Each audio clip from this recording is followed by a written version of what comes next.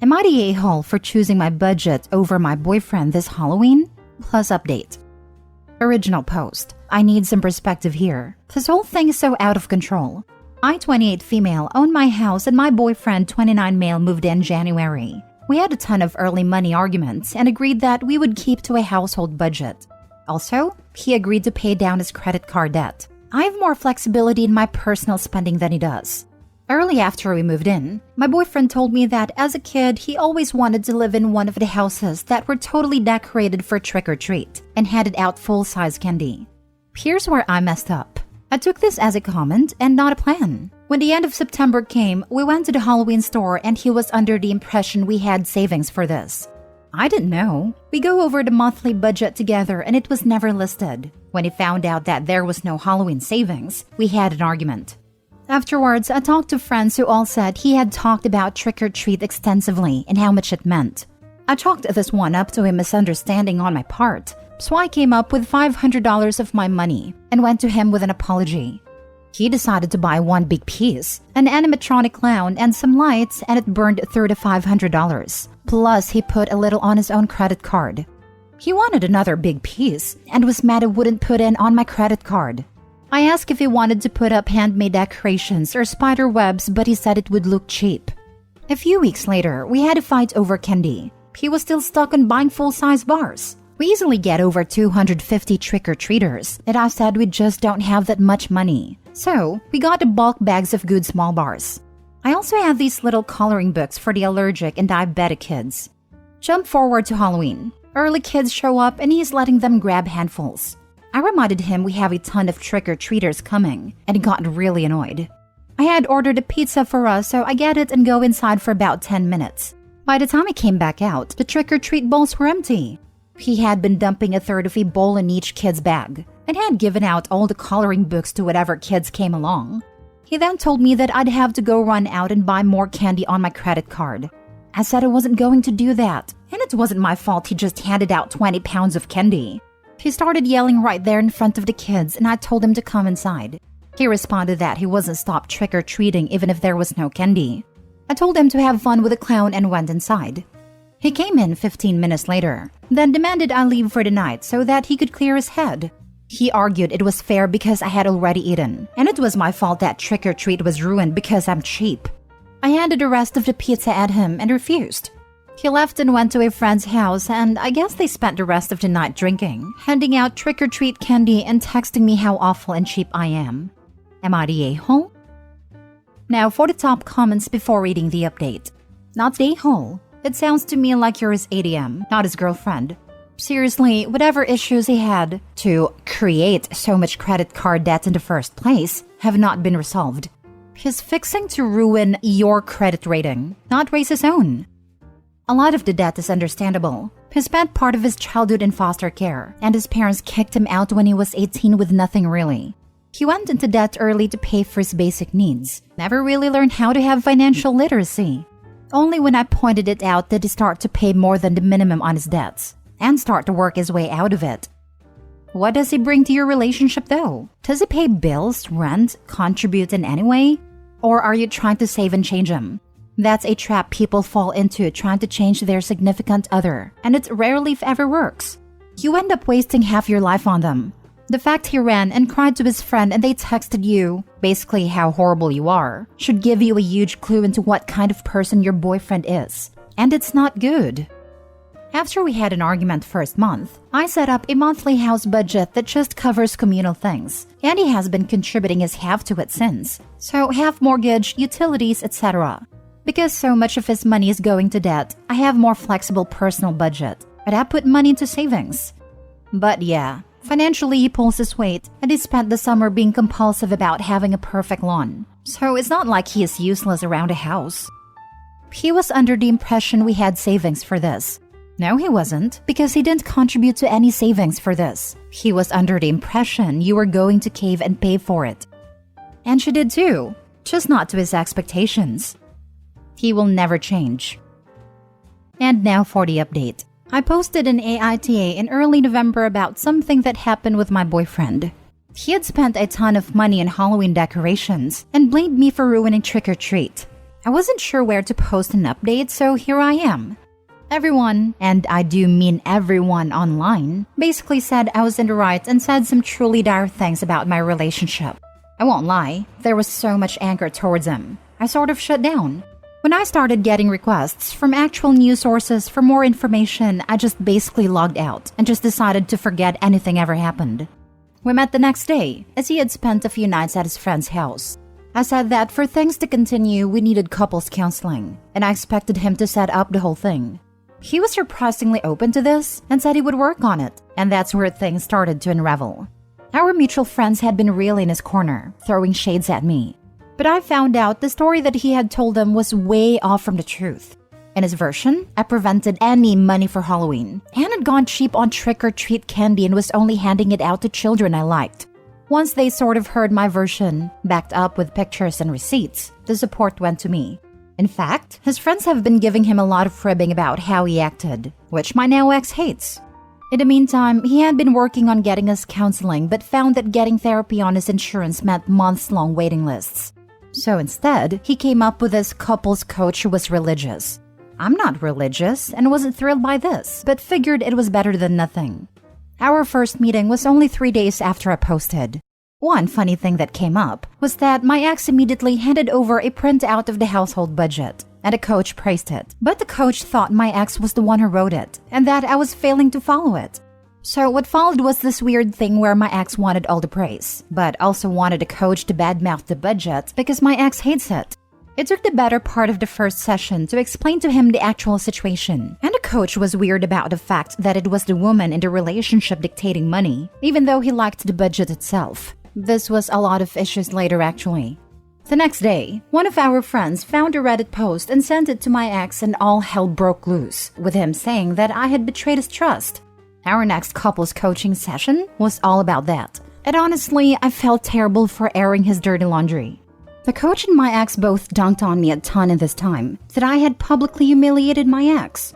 Obviously, I'm updating, so I don't care about embarrassing my ex anymore. He has this username and will probably read this. Whatever.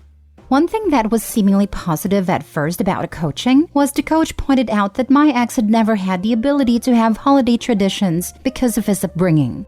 I genuinely felt bad about this, and rolling into Christmas made a huge attempt to incorporate him into my family's traditions and to ask if there's anything he wanted to do. He responded by crapping all over my family's traditions, and his only contribution was to suggest something really extravagant that would have cost a fortune.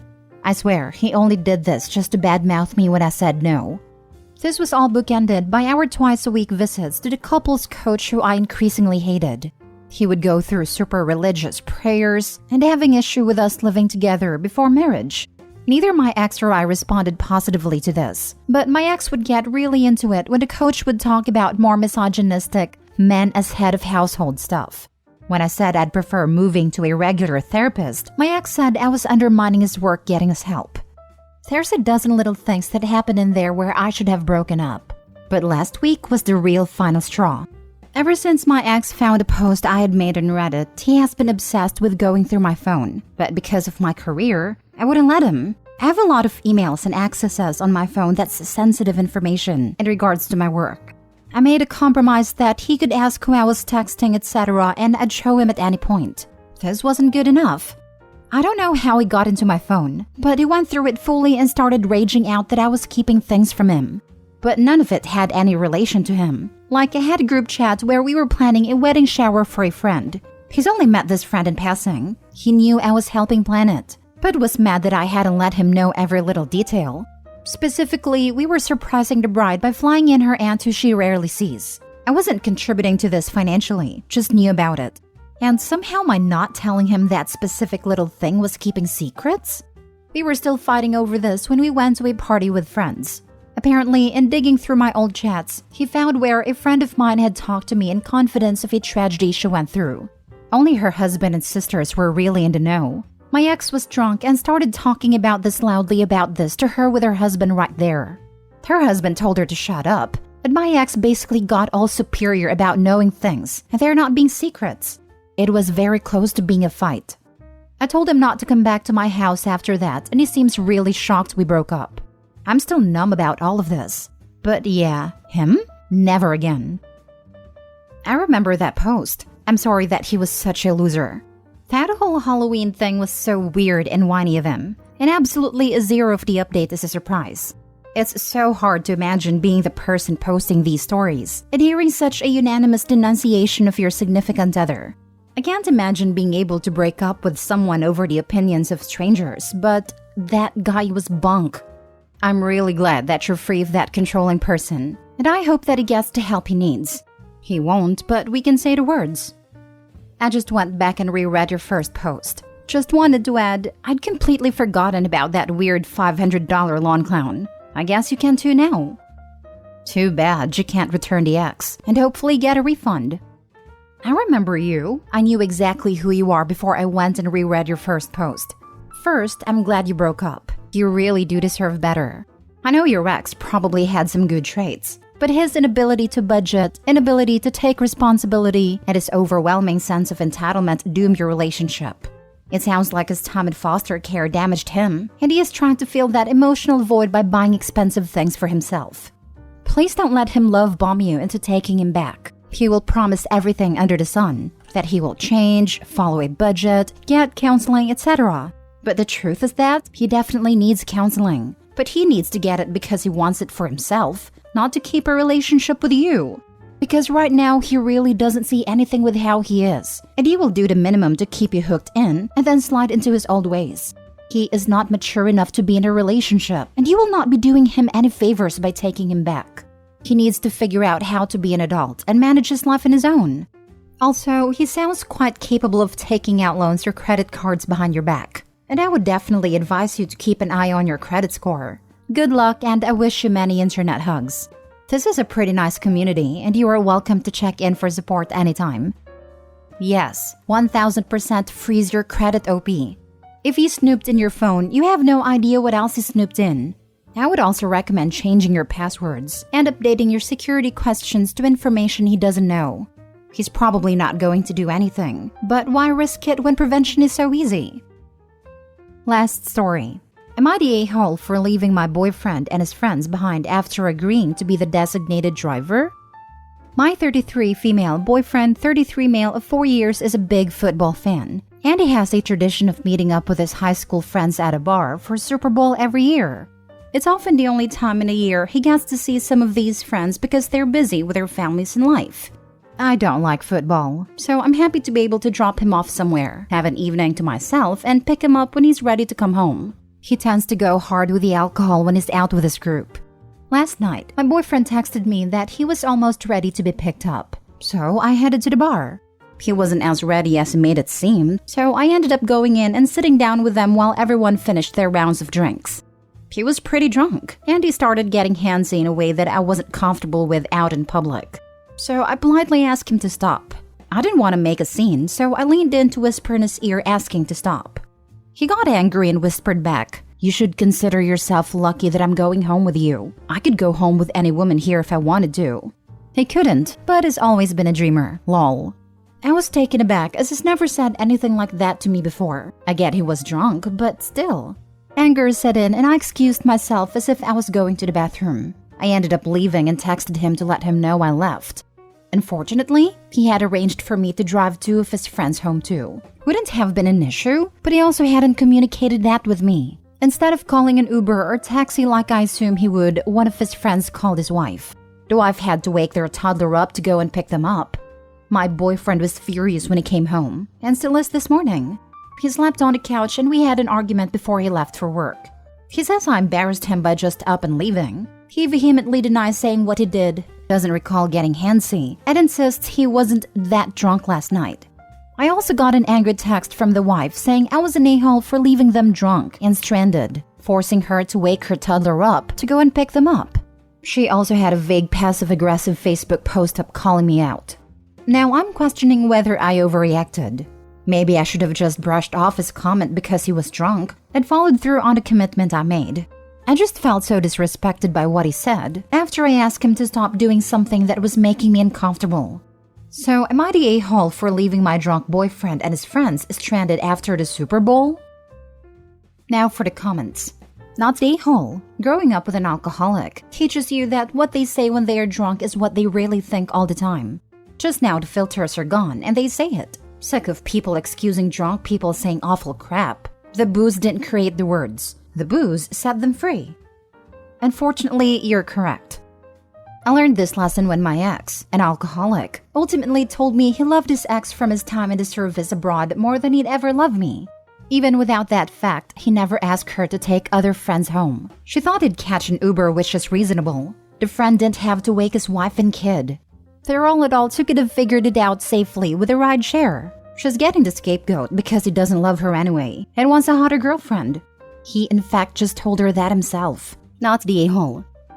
Not the a-hole. Unless you stay with your boyfriend, then you'd be an a-hole to yourself. He caused the first issue by asking you to get him, and then disrespecting you by not being ready when you got there. You were very accommodating to stay as long as you did. Strike one. Then he made you uncomfortable and told you that you should be grateful for it because he could just leave you. That's 100% him being an a-hole. Strike two. Then he asked the audacity to be angry with you, denying how big an a-hole he was, and failing to defend you to his friends and friend's wife? She's justifiably upset and no doubt was lied to about why you left, so she's upset with the wrong person. But that's your boyfriend's fault. Strike three. I'm sure you could list some sort of nice qualities he has that wouldn't be mentioned here. I don't see how they would redeem his disrespect.